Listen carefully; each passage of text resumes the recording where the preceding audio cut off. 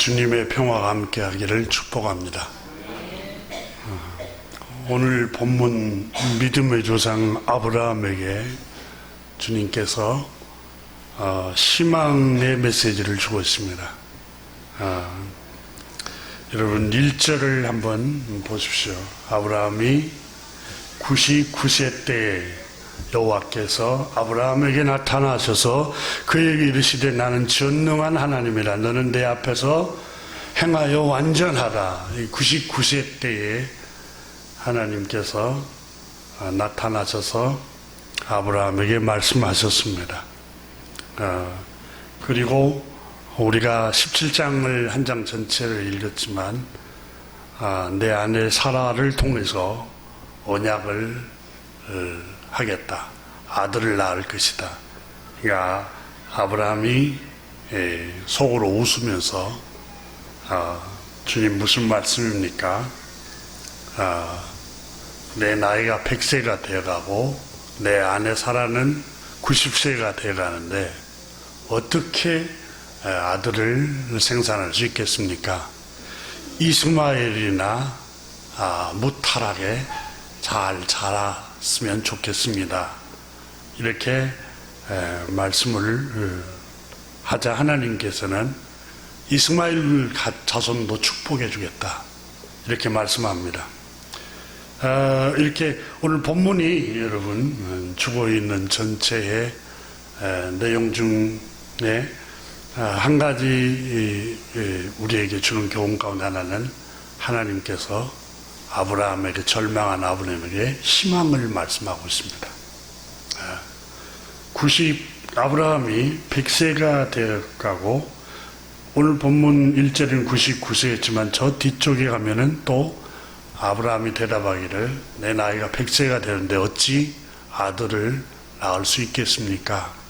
불가능한 일입니다. 이렇게 말을 하는데 이 절망적인 상황 속에서 낙심하고 자포자기하고 있을 때 하나님께서 아브라함에게 나타나셔서 말씀하신 것입니다.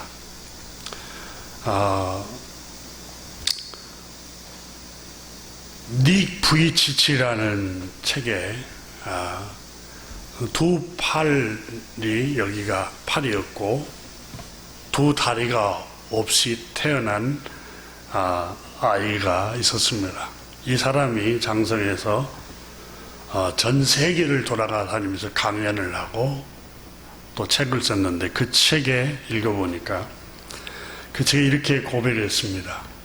자신이 팔다리가 없이 태어난 자신의 모습과 처지를 비관하여서 나는 여러 번 삶을 자포자기하고 자살을 시도했다라고 고백했습니다.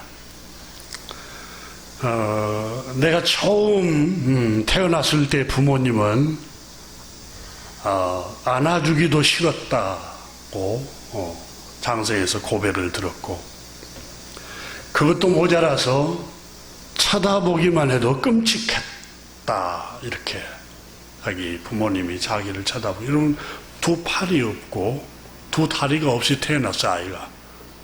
근데 이 부모님은 목회하는 아버지가 목사님이었고 어머니는 목회를 돕는 아버지와 함께 목회를 해갔는데 그 가정 내 여러분 그렇게 태어났을 때 교우들이 뭐라 했을까요? 목사님이 혹시 우리가 알지 못한 죄를 지어서 저렇게 저주받은 거 아닐까? 왜 저렇게 불행한 가정이 되었을까? 여러 쑥덕거림과 수군거림이 있었을 것입니다. 아버지 어머니는 물론이고 이웃들이 나의 출산 소식을 듣고 깊은 슬픔에 빠졌다. 교우들까지 슬픔에 빠졌다고 고백했습니다. 기쁨 대신 슬픔에 빠졌고 사랑이 그렇게 많으신 하나님께서 어째서 이런 일을 허락하셨을까? 정말 이 닉이라는 분은 그렇게 고백했습니다.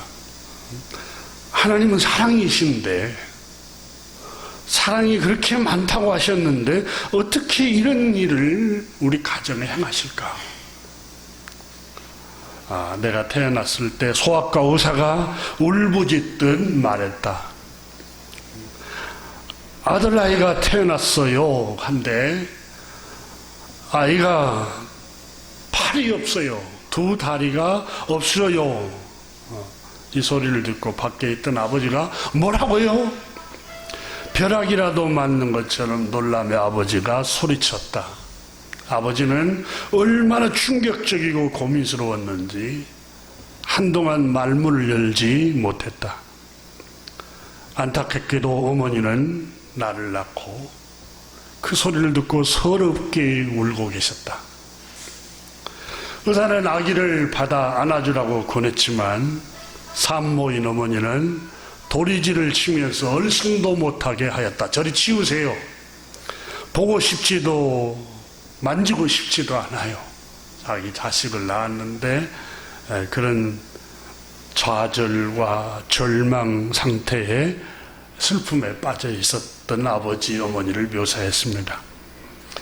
아버지는 신생아실로 나를 찾아왔고 그리고 다시 병실로 돌아와서 어머니에게 속삭였다. 여보, 근데 두 팔이 없고 두 다리가 없는데 아이가 너무 예뻐. 이렇게 하는 말에 어머니가 눈물을 흘렸다. 10서너 살 무렵 내가 태어났을 때 어땠는지, 몸뚱이라는 것을 처음 알고는 어떤 반응을 보였는지 캐묻기 전에는 학교에서 짓궂은 나에게 시달리고 돌아온 어느 날 어머니는 팔다리가 없어서 미칠 것 같다는 나를 끌어안고 서럽게 우셨다. 아마 이 닉이라는 이 아이가 아마 학교 갔다가 돌아오는 길에 일체를 타고 다녔겠죠.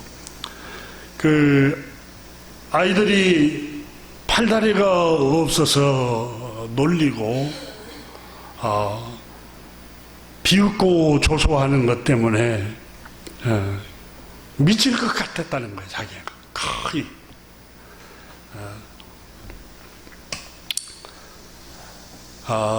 어머니 아버지는 아들아, 주님께서 특별한 너를 향한 계획이 있을 거야.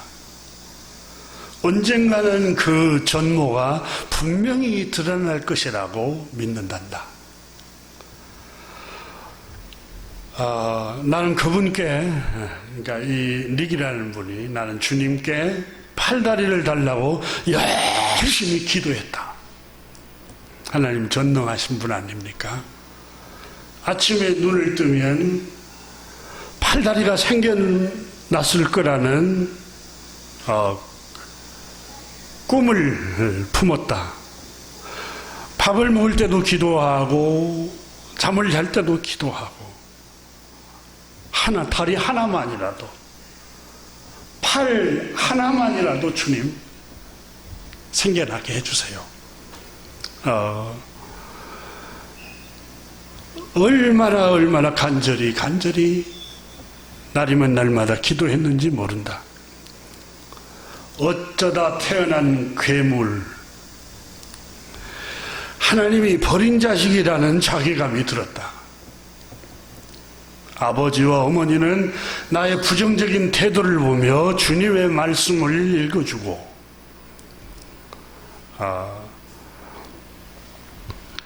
온갖 정성과 노력을, 사랑을 쏟아부으며 나를 설득했다. 그래도 고통과 분노의 벽을 뛰어넘을 수가 없었다. 하나님이 살아계시면, 하나님이 사랑이시라고 하면서 어떻게 내 모습을 이런 모습으로 창조하실 수 있을까?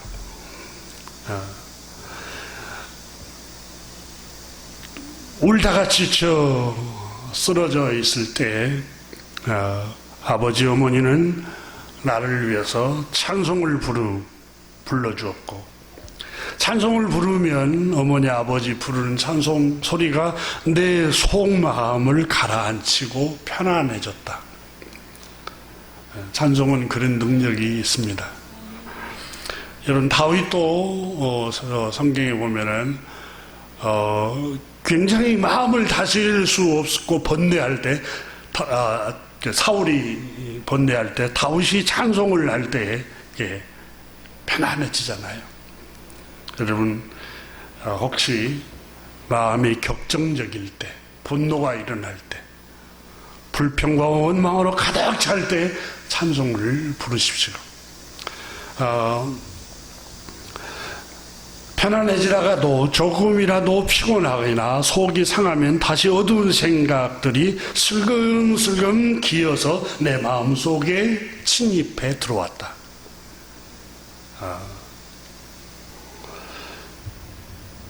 휠체어를 탄 채 놀이터 옆에 앉아서 상념에 잠겼다. 주님이 세상 모든 아이들을 사랑하던 나를 사랑하신다면 어째서 나한테는 팔다리를 주지 않으셨을까? 이렇게 수없이 좌절하고 낙담하고 우울하고 또 비관적으로 이렇게 생각을 할 때마다 하나님의 말씀 또 어머니 아버지의 사랑 그리고 하나님의 말씀을 믿는 믿음이 자신을 일으켰다고 그 책에 고백을 했습니다. 부모님의 전폭적인 지원과 사랑을 받으며 15세 때 인격적인 하나님을 이 사람이 경험합니다. 그리고 장애인으로 대학에까지 가서 회계학을 전공하고 경영학도 함께 전공을 하고 다리가 없지만 끝에 요 부분 끝에 약간 발가락 같은 게 하나 약간 짧게 붙어 있었는가 보죠. 근데 그 왜소한 그 발가락 2개로 해낼 수 있는 것들이 세상에 뭐가 있을까? 거의 아무것도 할 수가 없지요. 그런데 하나님의 은혜로 그는 특별히 기술자들의 도움을 받아서 주문 제작한 전동 휠체어, 컴퓨터, 핸드폰을 쓸 수 있는 엄청난 자유를 얻은 기적이 일어났다고 고백했습니다. 그래서 이 사람은 전 세계 강연 요청으로 희망의 전도자로 수많은 사람들에게 용기를 북돋아주고 위로하는 메신저가 되었습니다. 우리 한국에까지 방송 들어왔죠. 그래서 방송도 하고 그가 고백하는 그 책에 자신의 가장 큰 행복 그리고 가장 큰 기쁨과 삶의 의미는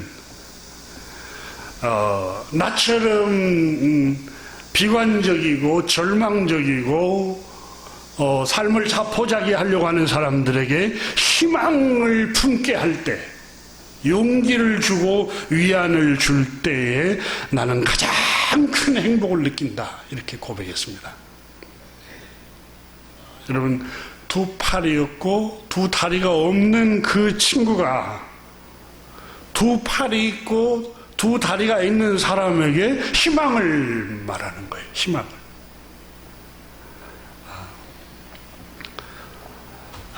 몇 년 전 그 책에 이렇게 적었습니다. 고백하는 내용 중에 몇 년 전 주일 예배 캘리포니아 주의 한 교회에서 설교 부탁을 받고 그 교회를 방문했다. 강단에 올라가는데 청중들이 교우들이 니기다 니기야 하는 소리가 들렸다. 무심코 고개를 돌리는 순간 나이 지긋한 한 남성이 나를 유심히 바라보고 있었다. 그 어른은 좀 더 큰 소리로 외쳤다. 정말 닉이 많네. 2팔이 없고 2다리가 없는 닉이 우리 교회를 왔어. 닉은 호주 출신입니다.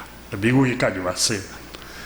발 디딜 틈이 없는 청중들 사이로 한 아이를 안고 와는 한 젊은이가 있었던 것이 내 눈에 띄었다. 청중들 틈에서 있던 젊은이는 아이를 번쩍 들어 올렸다. 비로소 꼬마의 모습을 또렷이 보였는데 전신이 드러난 순간 가슴이 철렁거리는 다리에 힘이 쭉 빠지는 것 같은 느낌을 받았는데 그의 눈동자는 너무 맑고 그 아이는 나와 똑같이 두 팔이 없었고 두 다리도 없었다. 심지어 조그마한 왼발가락도 나와 같이 닮았다. 아직 19개월짜리 어린애 지나지 않았지만 모든 것이 내 모습이었다. 그제야 노인과 젊은이가 왜 그토록 나를 보고 싶어 했는지를 이해할 수가 있었다. 팔다리가 없는 이 아이를 이렇게 보면서 이 닉이라는 사람은 자신처럼 상처 아픔을 안고 살아갈 것이라는 그 고통 때문에 그 주체할 수 없는 고통이 자기에게 밀려왔다는 겁니다. 그러면서 하나님께서 왜 나에게 두 팔이 없고 두 다리가 없이 이 세상에 자기를 보냈는가를 그 현장에서 점점 깨닫기 시작합니다. 이 사람은. 왜 하나님께서 나에게 두 팔, 두 다리가 없이 세상에 보내셨는가? 왜 나에게 이 슬픔을 겪게 하셨는가? 왜 사랑이 많으신 하나님이 나에게 아픔을 겪도록 하셨는가?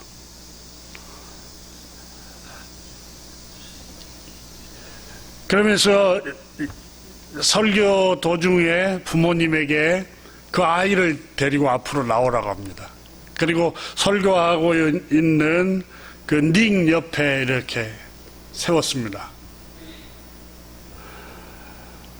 그 세운 순간 온 교우들이 훌쩍훌쩍 여기저기서 눈물을 쏟아냈다고 고백을 합니다. 이 건강한 사람들이 앉아서 두 팔, 두 다리가 없는 아이들, 또 한 청년과 아이를 보면서 그들이 용기를 갖게 되고 감사를 하게 되고 삶의 희망을 품게 되었다는 것입니다.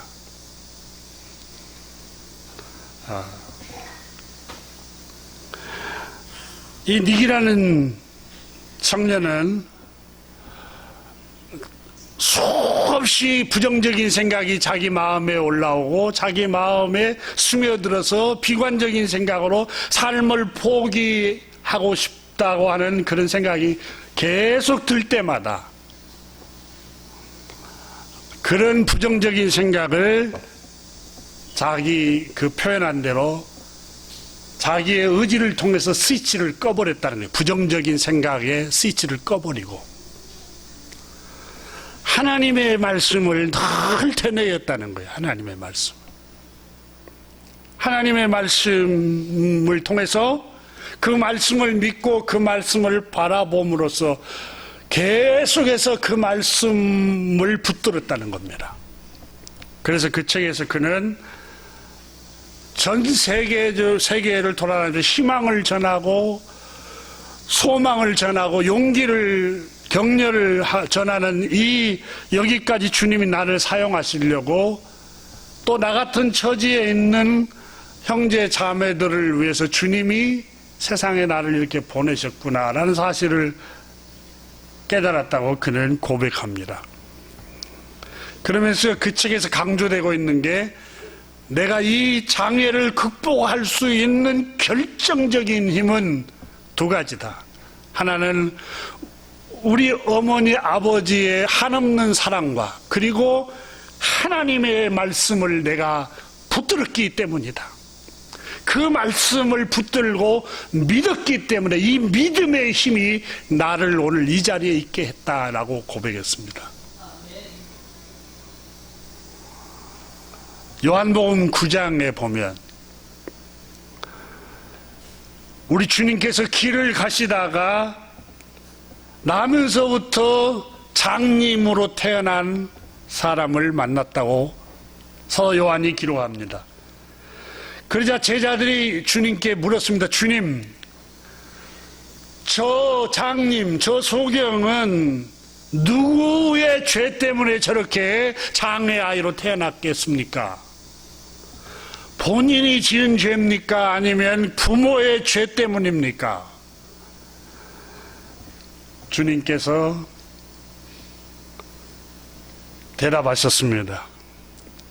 저 아이가 장님으로 태어나고 장애를 갖고 태어난 것은 저 아이의 죄 때문이도 아니다. 그리고 그 부모님의 죄 때문도 아니다.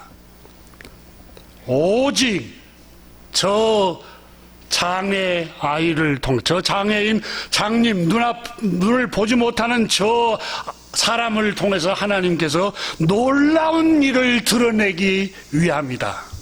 하나님의 일을 드러내려고 그렇게 세상에 그 모습으로 보냈단다라고 말씀을 하셨습니다.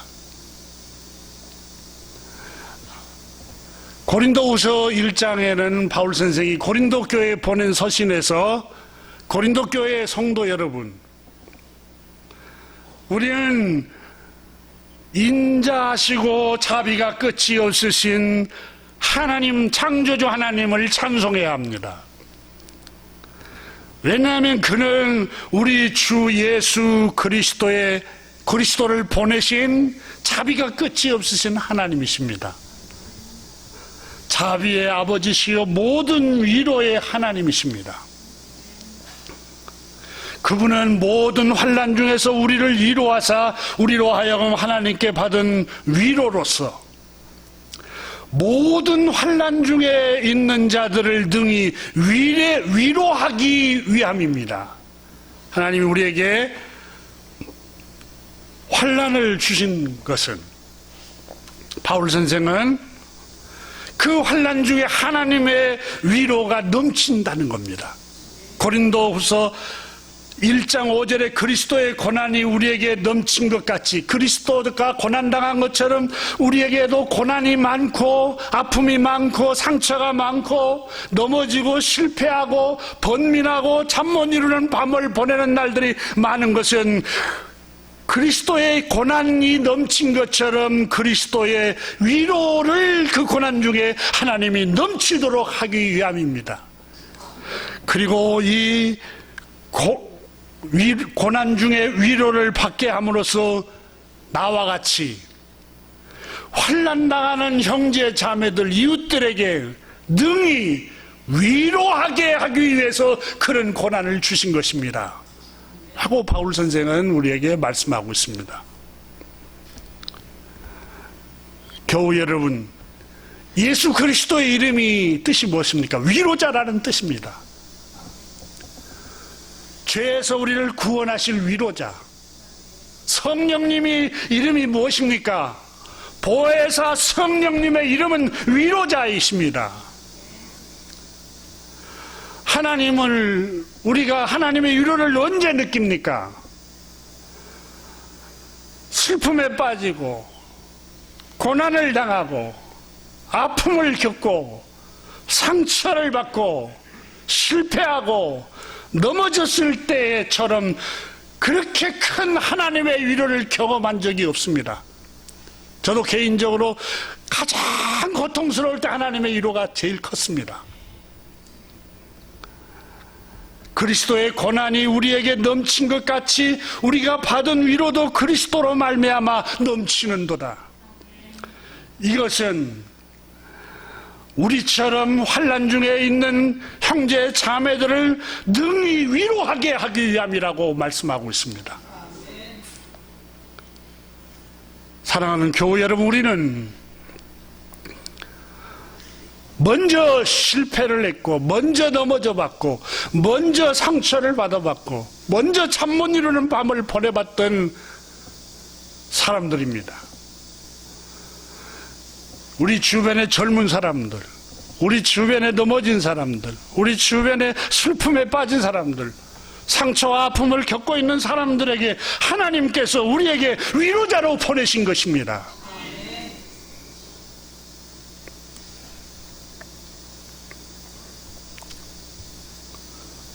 오늘 본문에 아브라함이 99세가 되었다고 1절에 기록합니다.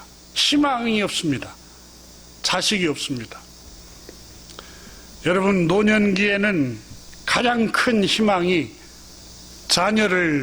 자녀가 희망입니다. 그래서 시편 기자는 자녀는 수중의 화살과 같다 그랬습니다. 그런데 노년이 되었습니다. 자녀가 없습니다. 자기 본 부인에게 자식이 없어요. 아브라함에게 희망이 없습니다. 절망하고 있습니다. 너의 아내 사라에게 만민의 어머니가 되게 해줄 것이다. 명년 이맘때에 내 아내 사라에게 아들이 있을 것이다. 하나님, 무슨 말씀입니까? 내 나이가 100세가 돼가고 내 아내 사라도 90세가 다 돼가는데 어찌 그런 일이 있을 수 있겠습니까? 불가능한 일입니다. 생물학적으로 내 아내는 생리가 끊어진 지가 오래입니다. 나는 노인입니다. 어떻게 그런 일이 가능합니까? 10년 전에 낳았던 이스마엘이나 내 여종에게 낳았던 이스마엘이나 무탈하게 잘 자랐으면 좋겠습니다. 하나님께서 아브라함에게 말씀합니다. 아브라함아, 아니야. 내가 약속한 대로 너의 아내 사라에게 아들이 하나님이 내가 너에게 줄 거야. 이렇게 말씀하십니다. 그때 아브라함이 속으로 웃었다고 말하고 있습니다. 그 말씀은 여러분 믿기지 않았다는 거예요. 하나님의 말씀이 믿어지지가 않았어요. 근데 오늘 이 본문에 아브라함 얘기가 기록이 되고 있고 아브라함은 믿음의 조상으로 우뚝 서 있습니다. 아브라함이 복을 받게 된 원인이 뭡니까? 바로 믿음의 힘이라고 오늘 성경은 말씀합니다. 하나님께서 아브라함에게 말씀합니다.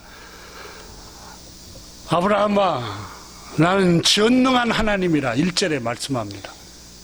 여호와께서 아브라함에게 나타나서 그에게 이르시되 나는 전능한 하나님이라. 불가능이 없다. 능치 못할 일이 없다.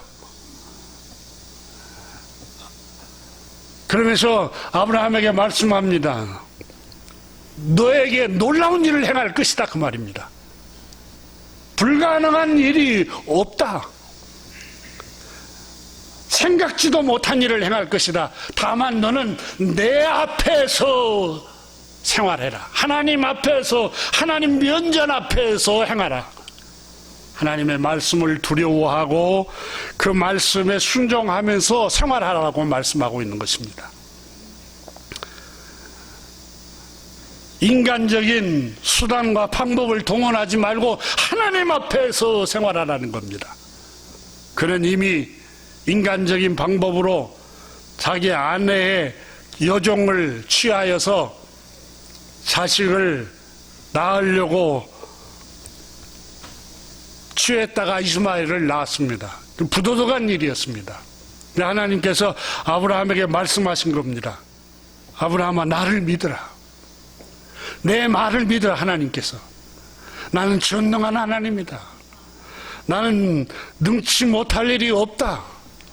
너에게 놀라운 일을 행할 수 있는 하나님이다. 너는 내 말을 믿고 내 앞에서 생활해라. 이렇게 말씀하고 있는 겁니다.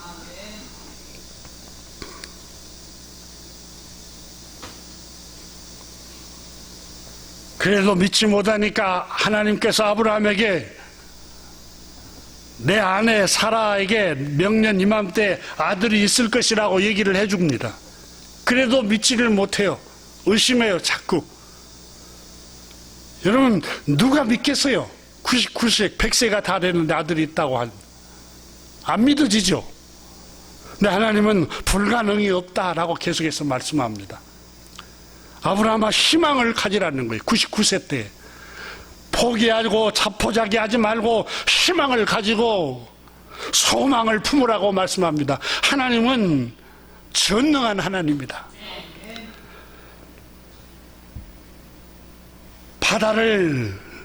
홍해 바다를 육지로 만드신 분이 하나님이시고 바위에서 샘물이 흘러나오게 하는 게 하나님이십니다. 농사하지 않아도 광야 40년간 광야를 지나는 동안에도 하나님이 만나를 공급해 주셨습니다. 욥기 5장 9절에도 하나님은 크고 측량할 수 없는 일을 행하시며 기이한 일을 셀 수 없이 행하시나니, 욥기 9장 10절에도 측량할 수 없는 큰 일을 셀 수 없는 기이한 일을 행하시느니라. 여러분, 기이한 일, 기이하다는 말은 히브리 말로 파라라는 단어 썼는데 우리말 뜻은 경이롭다, 경이로운 일을 행하시다, 놀랍다, 생각지도 못한 일, 비범한 일이라고 번역이 되고 있습니다. 하나님은 우리가 생각지도 못한 일을 행하신다는 겁니다. 아브라함이 99세에 되었을 때 여러분, 불가능한 일이지 않습니까? 저는 교회 목회를 하면서 40세가 넘은 처녀들 가운데 결혼을, 나 이제 나이가 들어서 못 갈 거야. 근데 하나님은 정말 40대 중반에도 만나서 결혼을 하게 하고, 우리 임기영 집사님 딸 40이 넘어서 이제 포기해야겠어. 너 우리와 나랑 엄마랑 아빠랑 같이 살자. 제가 그랬습니다. 하나님은 놀라운 일을 행하신다. 생각지도 못한 기이한 일을 행하신 분임을 믿으시라. 믿어지지 않겠지만, 그래서 얼마나 하나님 놀라운 일을 행하시는가. 11월 29일 날 결혼식이 결정됐답니다. 뉴욕에서. 그래, 하나님께서 정말 놀라운 일을 행하신 것 같아요. 40대가 넘어도. 그러니까 이 이삭도 여러분 40대에 결혼을 하지 않습니까? 아브라함은 오늘 본문에 자포자기 했었습니다.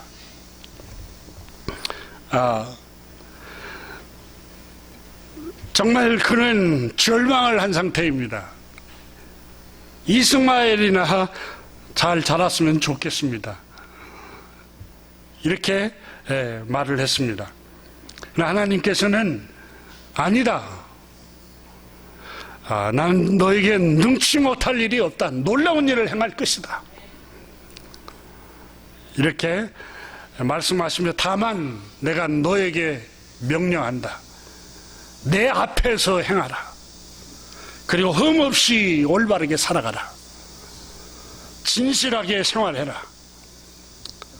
하나님의 면전에서 생활해라. 이렇게 말씀하십니다. 여러분, 하나님 앞에서라는 말씀을 언젠가 설명했습니다. 하나님의 얼굴 앞에서, 면전 앞에서라는 말입니다. 여러분, 왕 앞에 설 때도 떠는데 전능하신 하나님 앞에서 우리가 선다고 생각을 해보세요. 그분이 나를 보고 계세요. 그분이 나를 감찰하신다고 생각해 보세요. 얼마나 조심스럽겠습니까? 그 얘기입니다. 하나님 앞에서 살아란 말은 주님이 너를 감찰하시고 너를 살펴보고 계시고 너를 지켜보고 계시는 것을 생각하라는 겁니다. 성경은 하나님 앞에서 생활하지 않는 사람을 악인이라고 말합니다. 시편 36편 1절 이하에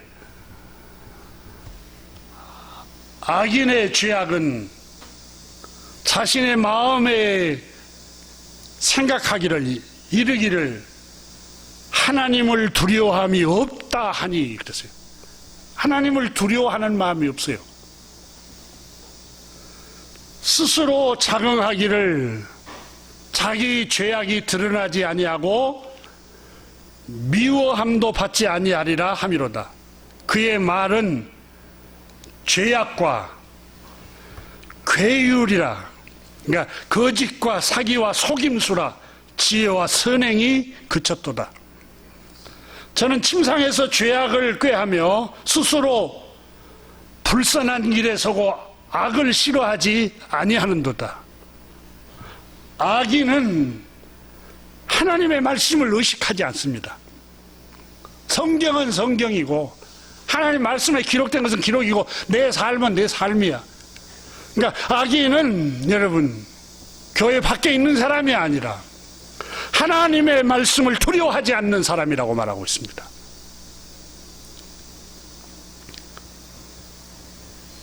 주님의 면전에, 주님 앞에서 주님 얼굴 면전에 선다는 의미는 시편 139편에 주께서 내가 안고 일어섬을 아시고 이걸 의식하는 겁니다.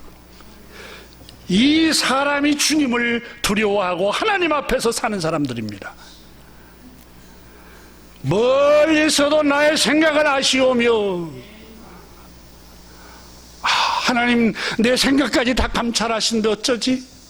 못된 생각을 해서, 악한 생각을 해서, 주님 죄송합니다. 주님 잘못했습니다. 다시는 그런 생각, 그런 괴사한 생각을 품지 않겠습니다. 이 두려움을 가지고 있는 사람이 하나님 앞에서 사는 사람들입니다.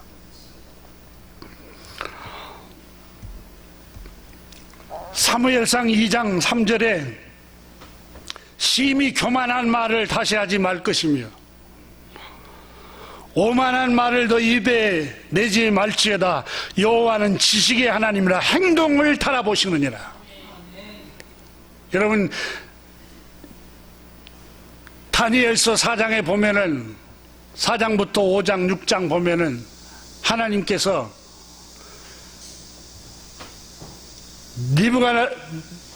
느부갓네살 왕 또 벨사살 그의 아들 왕에게 저울에 달아보니 너는 부족하다. 하나님 앞에서 주님은 우리의 앉고 일어섬을 아시며 멀리서도 우리의 생각을 다 감찰하신다고 말씀하고 있습니다. 이것을 믿고 이것을 두려움으로 받아들이는 것에 하나님을 경외하는 경외심입니다. 여러분 같이 시편 19편 14절을 한번 같이 시편 19편 14절에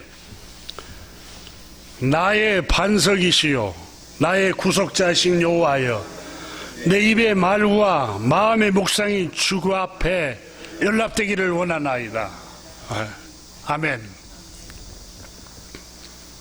나의 입술의 모든 말과 나의 마음의 묵상이 주께 연락되기를 원하네.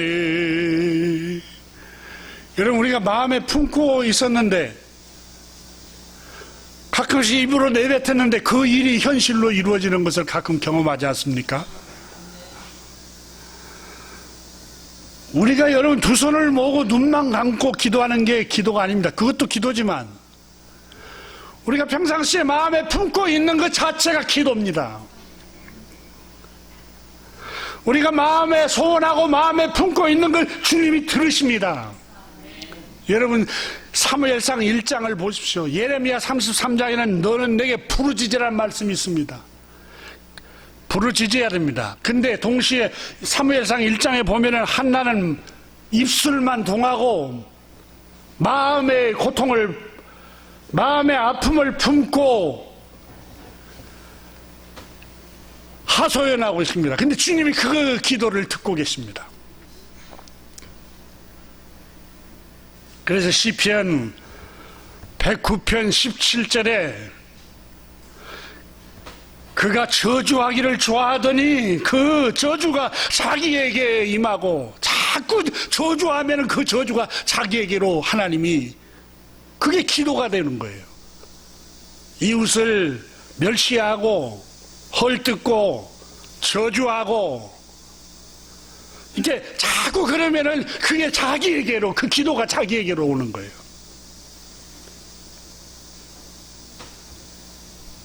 축복하기를 기뻐하지 아니하더니 복이 그를 떠났으며,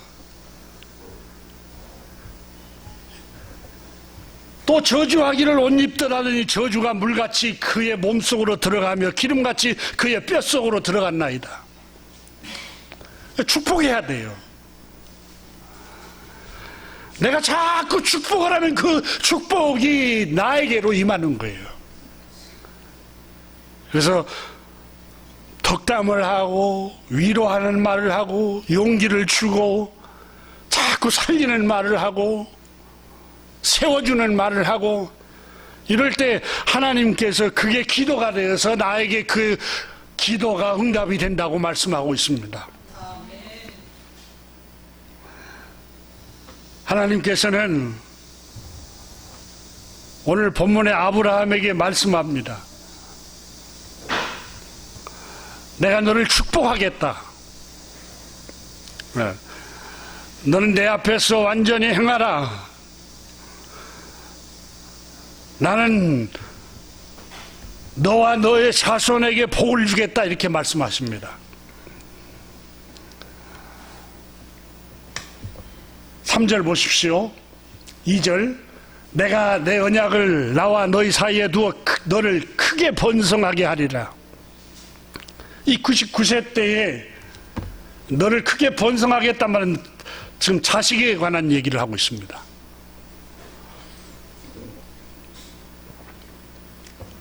그러자 아브라함이 엎드려서 말합니다. 엎드렸을 때 하나님이 또 말씀하십니다. 보라, 내 언약이 너와 함께 있으니 너는 여러 민족의 아버지가 될 것이라. 지금 여러분 이스마엘 하나 낳는데 어떻게 여러 민족이 돼요? 근데 자꾸 희망을 말씀하고 있어요. 용기를 주고 있습니다. 그리고 5절 보십시오. 내 이름을 아브람이라 하지 말고 아브라함, 너를 내가 여러 민족의 아버지가 되게 하려 함이라. 여러분, 이름을 아브람을 아브라함으로 바꾸라는 겁니다. 여러 민족의 아버지가 될 것이다. 그래서 여러분, 이 말씀 속에는 자꾸 부른 대로 된다는 거예요. 아브라함, 여러 민족이 너 될 거야. 계속해서 이름은 축복입니다. 그래서 여러분, 이름을 지을 때는 축복하는 말로 바꿔야 합니다. 자꾸 축복하는 말로 불러준 대로 되니까. 잠언 18장에 죽고 사는 권세가 혀에 달려있다 그랬어요. 우리 속담에도 말에 씨가 된다고 그러지 않습니까? 자꾸 말로 축복을 해야 돼요. 6절 보십시오. 내가 너로 심히 번성하게 하리니 내가 내게서 민족들이 나게 하며 그랬습니다. 자손들을 번성하게 하겠다는 거예요. 그러니까 그런즉 9절 보십시오. 하나님이 또 아브라함에게 이르시되 그런즉 너는 내 언약을 지키고 계명을 지키고 명령을 지키고 내 후손도 대대로 지키라. 하나님 앞에서 행하라는 거예요. 내가 너를 축복할 테니까.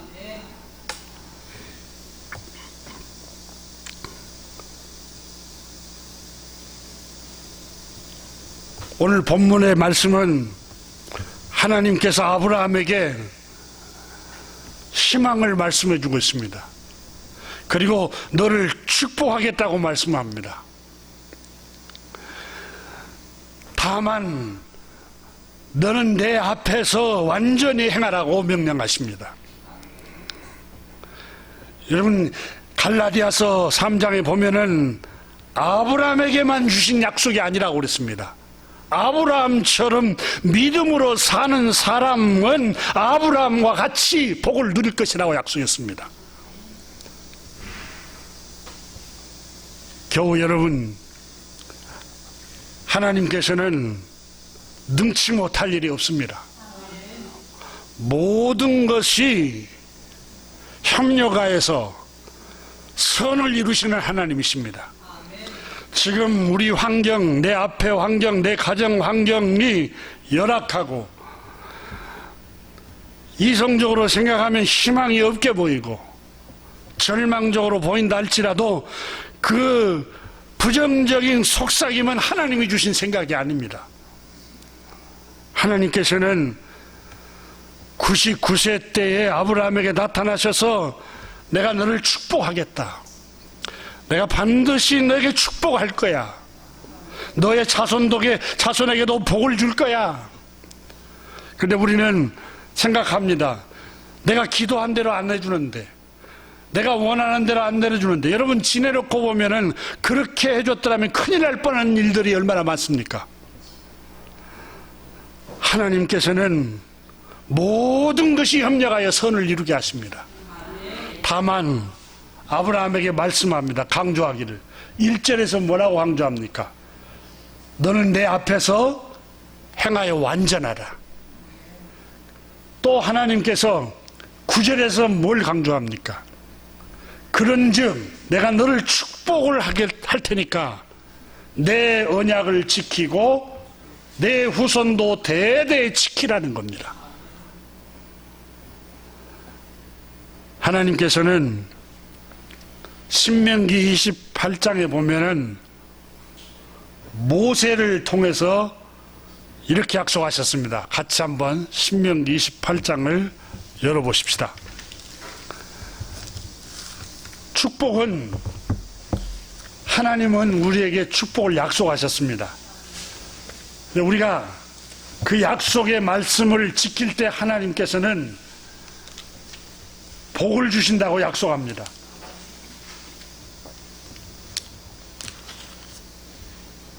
(28장을) 한번 보십시오. 1절 한번 읽습니다. 같이.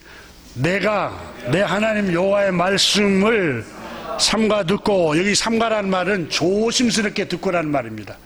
계속 있습니다.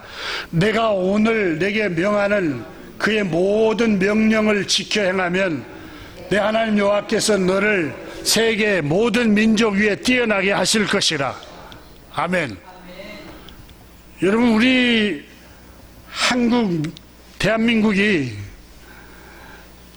전쟁, 가난, 근데 세계 역사 가운데 이렇게 부요한 게 일어선 나라가 없다고 하잖아요. 그래서 제가 어렸을 때부터서 지내오는 가운데 기독교, 우리 하나님을 섬기는 복음이 한국 교회에 어마어마한 성장을 가져왔습니다. 한국 교회 성장과 동시에 경제가 부흥이 됐어요. 자, 보세요. 2절 같이 읽습니다. 내가 내 하나님 여호와의 말씀을 청종하면 이 모든 복이 내게 임하여 내게 이르리니 성읍에서도 복을 받고 들에도 복을 받을 것이며 내 몸의 자서와 내 토지의 소산과 내 짐승의 새끼와 소야 양의 새끼가 복을 받을 것이며 내 광주리와 떡반죽 그릇이 복을 받을 것이며 내가 들어가도 복을 받고 나가도 복을 받을 것이니라. 아멘. 그러니까 하나님 복을 약속했어요. 그 말씀을 따라서 아브라함아 절망하지 말아라. 하나님은 전능한 하나님이라. 내 앞에서 완전히 행하라. 내가 복을 주겠다. 지금 하나님께서 조심스럽게 주님의 말씀을 듣고 순종하면 복을 주겠다고 약속하시면서 8절 보세요.